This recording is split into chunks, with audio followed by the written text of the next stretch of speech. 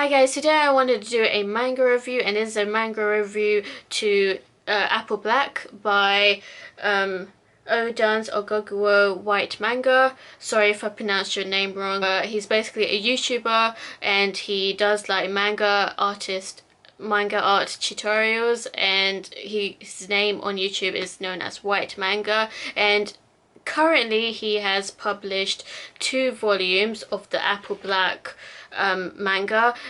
So far I've only finished reading the first volume. I will one day buy volume 2, probably, perhaps, but I just want to do a review on volume 1. I know I'm a bit late. I know that volume 2 like quite recently came out, so I'm doing a review on volume 1 first.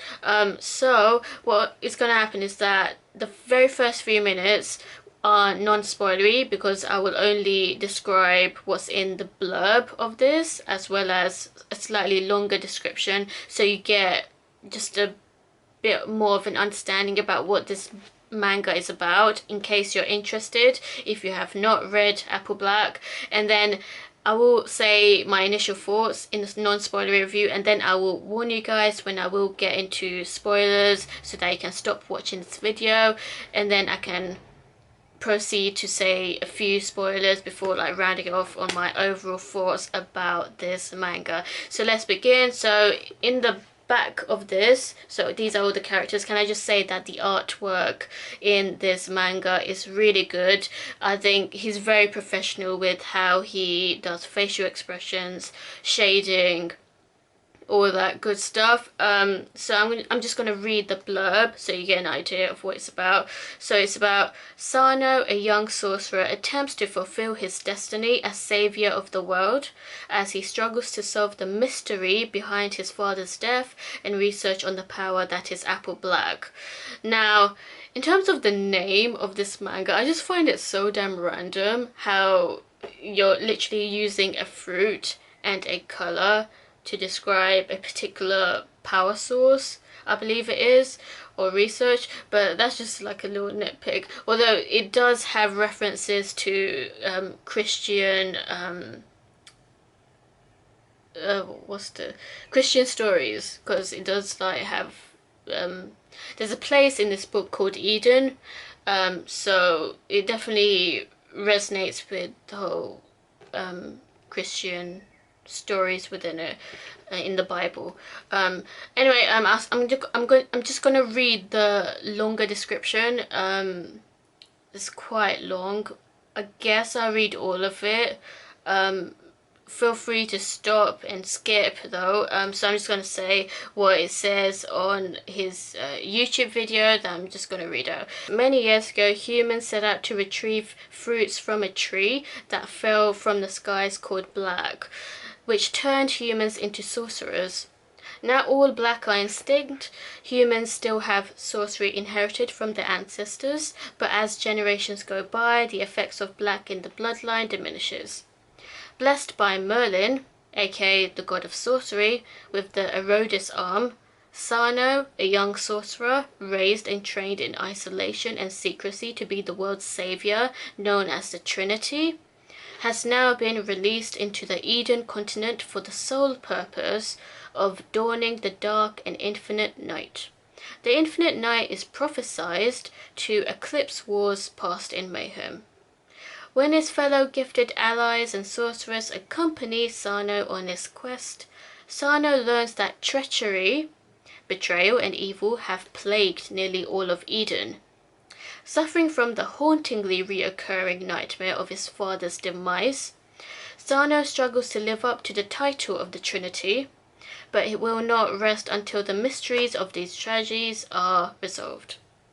Ridding Eden of evil will require him to learn the secrets behind his father's research on fully rejuvenating the effects of black in bloodlines with the immense new source of power that is Apple Black. So basically he wants to find out more about his father's research.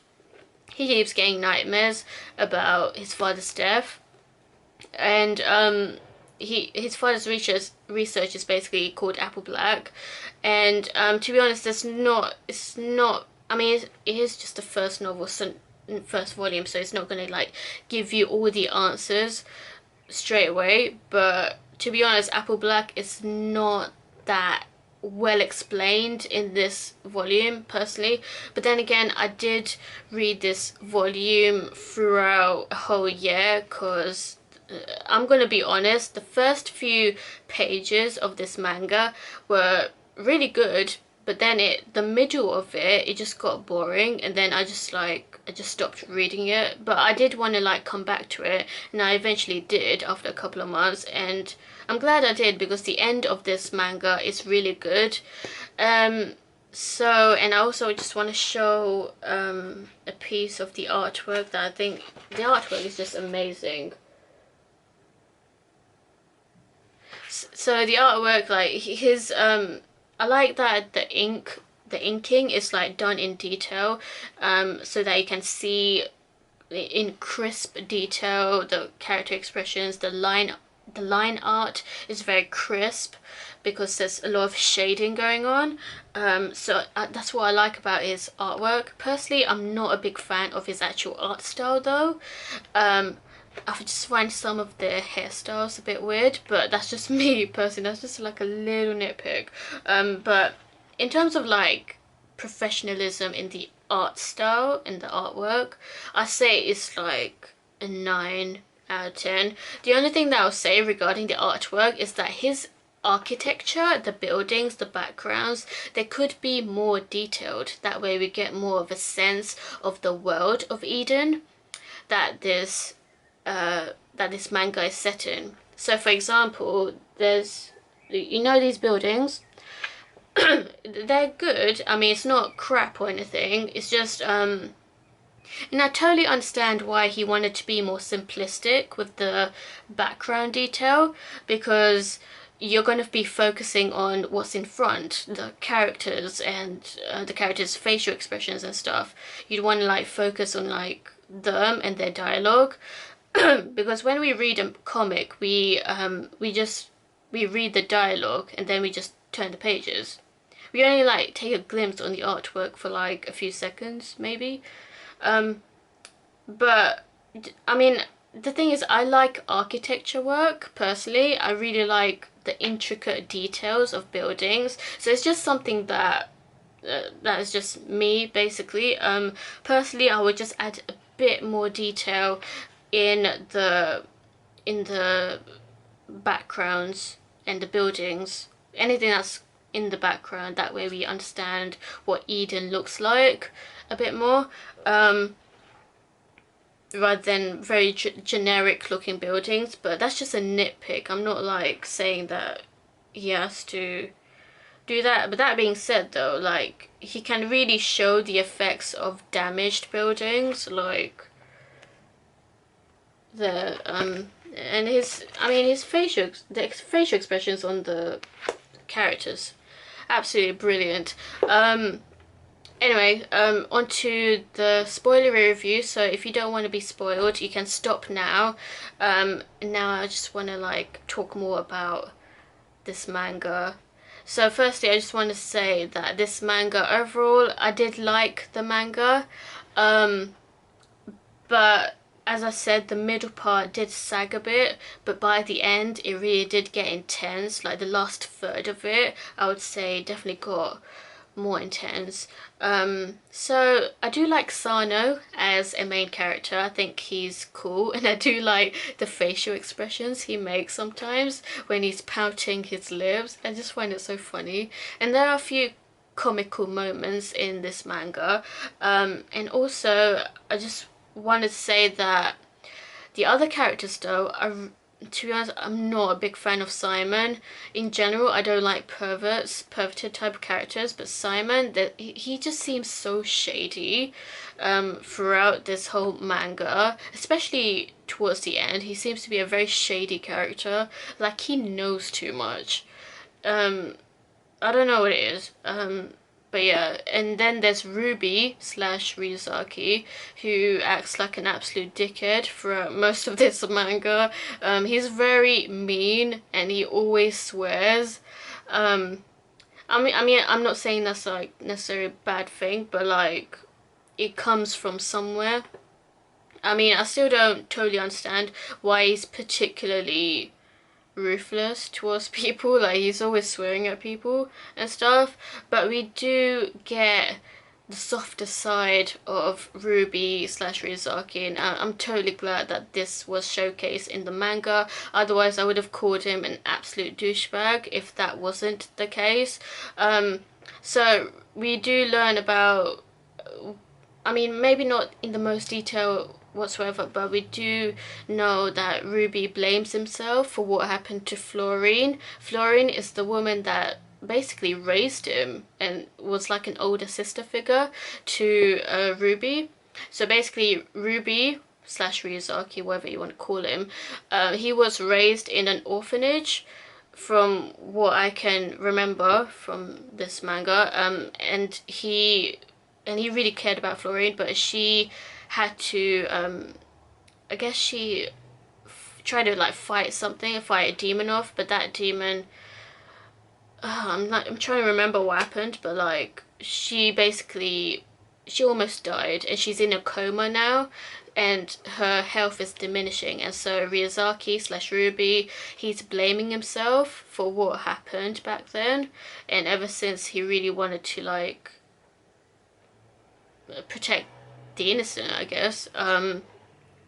So yeah, I mean, like you kind of like feel for Ruby and everyone, but the fact that he tries to like blame it on Florine's little sister Naona, I just think it's quite out of order to like treat Naona like that. Talking about the girls though, I really like Lily. She just seems so sweet, and I totally ship her with Sano. I hope they get together in future volumes.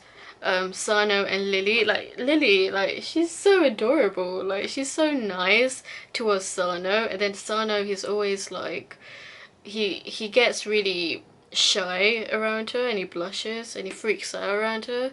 Like stumbles over his words, bless him. But yeah, I mean, and the end, the plot twist at the end. Okay, I won't say the plot twist exactly, but shit's about to go down at the end. Also, talking about other characters, I also really liked Mikhail. He just seems like such a cool, badass guy. Like he just seems like he just seems so damn cool.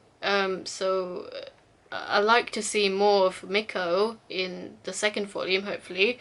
And regarding it was really disturbing actually that Sano was getting nightmares of his father's death, and not just that, but actually seeing his father beheaded in the dreams, and I was just like, what the fuck? Gee, that's some dark shit. But yeah, that's all I have to say. What I will say is that this is definitely worth reading. The artwork might actually remind you of Bleach's art style. Like it's been said that his artwork does look a bit like Bleach. Nothing wrong with that. I mean, I haven't watched or read Bleach personally yet. But yeah, I mean, I totally recommend it. I did find the middle bit to be a bit like it was getting slow paced, but at the end it does kick off, and the beginning was pretty good as well. So yeah, I totally recommend this, and yeah, I think that's all I have to say. So I'm not gonna rate it because I change my mind when it comes to rating sometimes. But yeah, that's all I have to say. If you are interested in buying this manga, you can. I think you can read the first few chapters for free on Saturday AM. By the way, this manga is by the same company that produced Saigami.